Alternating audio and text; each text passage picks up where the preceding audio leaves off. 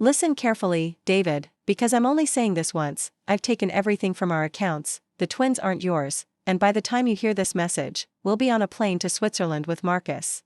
My wife's voice crackled through the speakerphone at exactly 3:47 p.m., filling the conference room where I sat with 12 other people, including Marcus Fitzgerald, her boss, who'd gone pale as a sheet.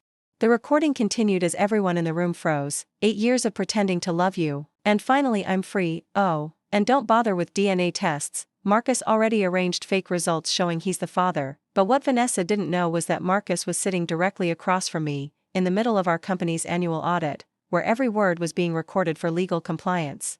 The question that hung in the air wasn't just why my wife thought she could steal $2.3 million and kidnap my children, it was why Marcus, her supposed accomplice and lover, had his phone out, showing me the text he just received from his actual location in Tokyo. Who the hell is using my name to scam your husband? Let me rewind 6 hours. My name is David Sullivan, I'm 35, and I thought I had a perfect life. Beautiful wife, twin 7-year-old boys, successful career as CFO of a tech startup in Austin, Texas. That morning started normally. Vanessa kissed me goodbye, dropped the kids at school, headed to her job at the marketing firm where she worked as creative director under Marcus Fitzgerald.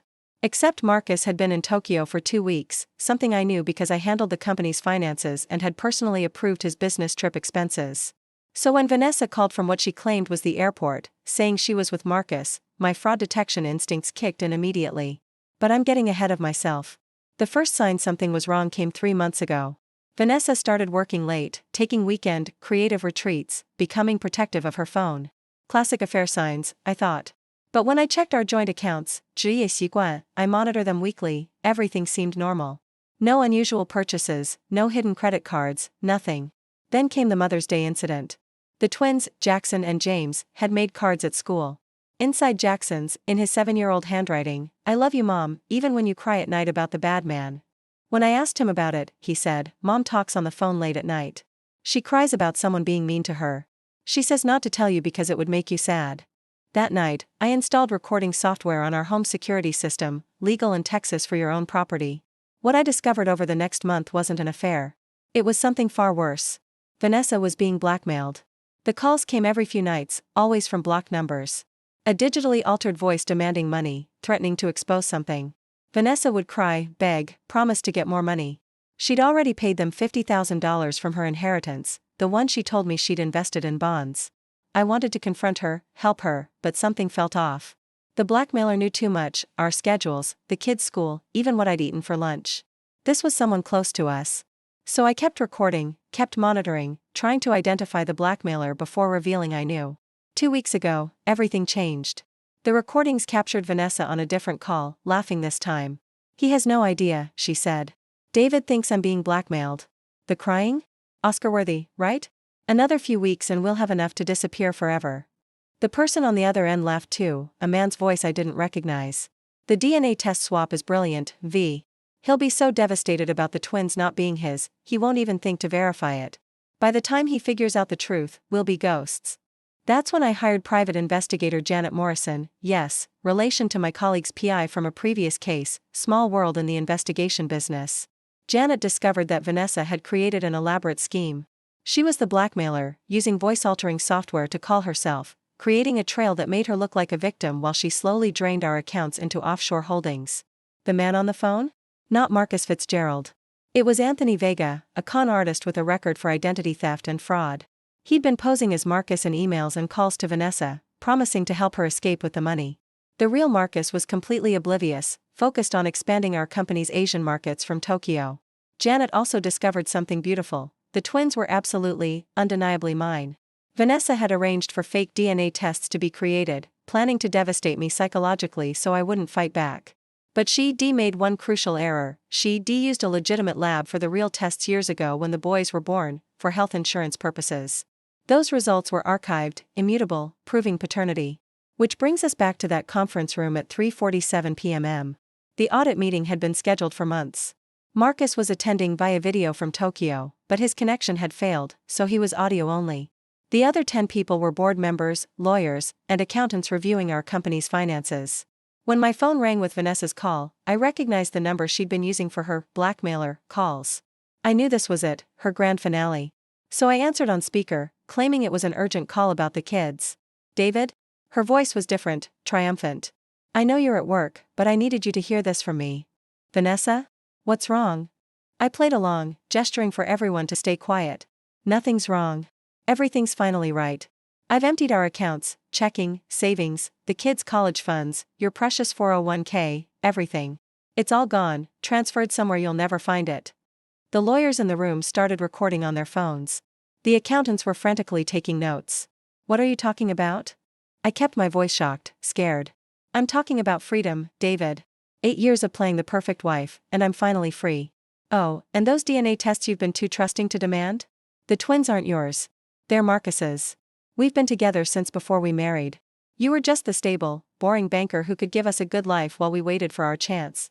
Marcus, the real Marcus in Tokyo, unmuted his mic. What the fuck? David, I don't know what. I muted him quickly, letting Vanessa continue. Marcus and I are at the airport now. We're taking the boys to Switzerland. His company has an office there, and extradition is nearly impossible. Don't try to follow us. Don't try to find us. Just accept that you lost. Vanessa, please, let's talk about this. There's nothing to talk about. You were a means to an end, David. The boys don't even like you. They know Marcus is their real father. We told them weeks ago. That was a lie. I'd had breakfast with the twins that morning, helped them with their math homework, listened to them excitedly plan our weekend camping trip. I need to go, Vanessa continued. Our flight boards in 20 minutes. Have a nice life, David. Or don't. I don't care anymore. She hung up. The room exploded. Who the hell was that? Marcus's voice boomed from the speaker. That, I said calmly, pulling up my prepared presentation on the conference room screen, was my wife committing fraud, identity theft, kidnapping, and about 12 other federal crimes. I displayed everything, the recordings of her fake blackmail calls. The offshore accounts Janet had traced. The fake DNA documents. The real DNA results. Anthony Vega's criminal record and his messages with Vanessa. Bank records showing she'd been slowly moving money for months, thinking our banking app wouldn't alert me if she stayed under $10,000 per transfer. She didn't know I'd customized alerts for any transfer over $100. She's not at the airport, I continued. According to this GPS tracker on her car, she's at a motel off I-35, probably with Anthony Vega. The twins are safe at school, I confirmed with the principal 20 minutes ago. And the $2.3 million she thinks she stole? It's sitting in an escrow account I created last week when I discovered her plan. She's been transferring money from dummy accounts I set up to look like our real ones. The head of our legal team, Sandra Williams, was already on her phone with the FBI. We have federal wire fraud, conspiracy, attempted kidnapping of minors, identity theft using a real person's name. Marcus from Tokyo was practically screaming, she used my name? My reputation? I'll destroy her. Get in line, I muttered. Within an hour, the FBI had arrested Vanessa and Anthony at the motel. They'd been celebrating with champagne, looking at real estate listings in Costa Rica. Switzerland was too expensive, apparently. The arrest video, which someone leaked, showed Vanessa in designer clothes she'd bought with stolen money, screaming that I'd set her up, that she was the victim. The twins were never in danger. I'd arranged for extra security at their school weeks ago, the moment I understood Vanessa's plan. When I picked them up that afternoon, they were oblivious, chattering about their art projects and asking if Mom would be home for dinner. Mom had to go away for a while, I told them carefully. But we're going to be okay. Is she visiting Grandma? Jackson asked. Something like that, I said, making a mental note to call the child psychologist Janet had recommended.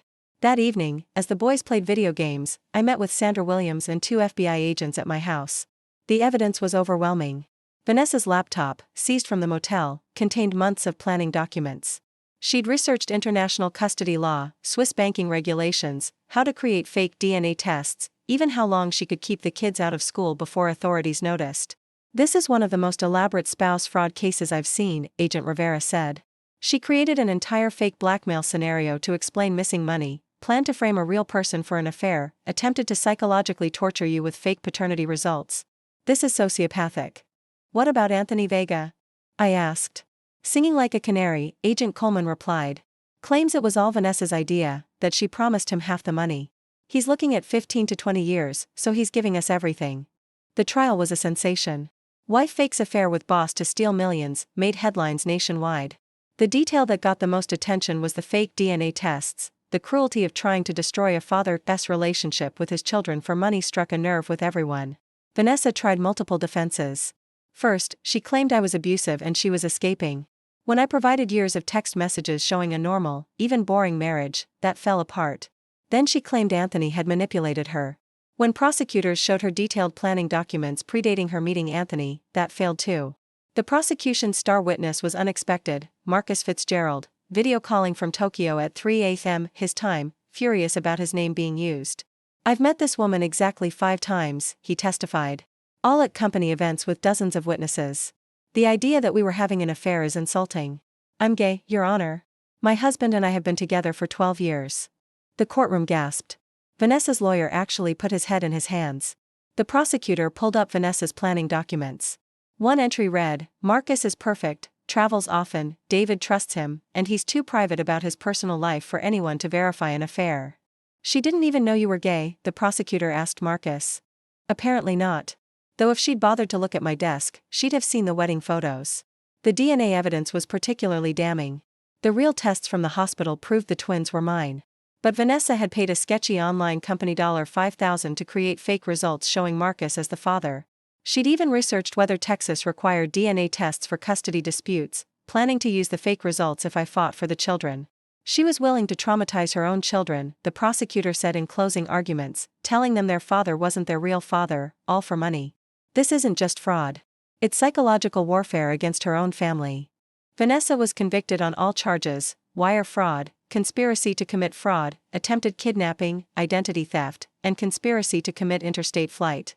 The sentence: 12 years federal prison, no parole for at least 8. At sentencing, she finally spoke to me directly. "You destroyed my life." "No," I replied. "You destroyed your own life. I just refused to let you destroy mine." Anthony Vega got 18 years, with possible reduction for cooperation. He provided evidence of 3 other similar schemes Vanessa had researched but not executed, including one targeting a professional athlete she'd met at a charity event. The financial aftermath was complex but satisfying. Because Vanessa had committed fraud, she lost all claims to marital assets. The house, the real accounts, everything became solely mine. The money she'd stolen was returned from the escrow account I'd created. She actually ended up owing me money, restitution for the $50,000 she'd taken from her inheritance while pretending to be blackmailed. The twins handled it better than expected. The child psychologist was brilliant, helping them understand that mom made some bad choices and needs time to think about them. We didn't tell them about the fake DNA tests. They didn't need that burden. They knew they were loved, that they were mine, and that was enough. 6 months later, life had found a new rhythm. I'd taken a leave from work to focus on the boys, though the company insisted on keeping me on as a consultant. Apparently, my fraud detection skills were now legendary. Marcus had returned from Tokyo and actually became a friend, bonding over the absurdity of being cast as the villain in Vanessa's fiction. "My husband still can't believe it," Marcus told me over coffee. "He wants to frame the court documents showing I'm gay just to prove it never could have happened." The boys thrived with stability and honesty. Jackson joined Little League. James discovered a love for piano. They asked about mom occasionally, and I told them age-appropriate truths. She'd made mistakes, she was getting help, and no matter what, they were loved. A year later, I received a letter from Vanessa in prison. Not an apology, I don't think she was capable of that. Instead, it was a complaint about prison conditions and a request for money for her commissary account. I sent the letter to my lawyer, who forwarded it to the prosecutor. Attempting to manipulate me for money while serving time for fraud showed she'd learned nothing. The boys are teenagers now. They know the full story. I told them when they were old enough to handle it. They've chosen not to have contact with Vanessa, who still has 3 years left on her sentence. They're remarkable young men. Jackson's heading to MIT for engineering. James got a full scholarship to Juilliard for piano. Sometimes Jackson asks me why I didn't see it coming sooner. I trusted her, I tell him. Trust isn't a weakness, but blind trust is dangerous. Always verify, especially when something feels wrong. Like you do with financial accounts? James adds with a smile. Exactly like that. The truth is, Vanessa had been a good actress. For 8 years, she'd played the role of loving wife and mother. But greed revealed her true character. She'd been willing to destroy her children's emotional well-being, steal their college funds, and frame an innocent man, all for money. The recording of that phone call still exists, locked in FBI evidence. Sometimes I remember her voice, so confident, so cruel. "The twins aren't yours." The woman who'd held our babies in the hospital, who'd cried at their first steps, who'd sung them lullabies, was willing to use them as weapons for financial gain. But here's what Vanessa never understood: fatherhood isn't about DNA. It's about showing up, every day, even when it's hard. It's about teaching them to ride bikes, helping with homework, being there for nightmares and celebrations. She could never take that away, no matter what lies she told. The boys and I are a family, stronger for surviving her betrayal. We learn that love isn't about perfect trust, it's about truth, resilience, and choosing each other even when someone tries to tear you apart. And the $2.3 million Vanessa tried to steal? It's in the twins' college funds now, growing safely in accounts she can never touch. They'll graduate debt-free, launched into lives built on honesty rather than deception. That's the real irony. Vanessa's elaborate scheme to steal our family's money only secured it for the children she was willing to traumatize. Her plan to destroy me only made me stronger. And her attempt to take my sons away only proved that being a father has nothing to do with DNA and everything to do with love. She called to say goodbye, thinking she'd won everything. Instead, she lost the only things that actually mattered: her family, her freedom, and any chance at redemption. And somewhere in a federal prison in Texas, she has 12 years to think about that.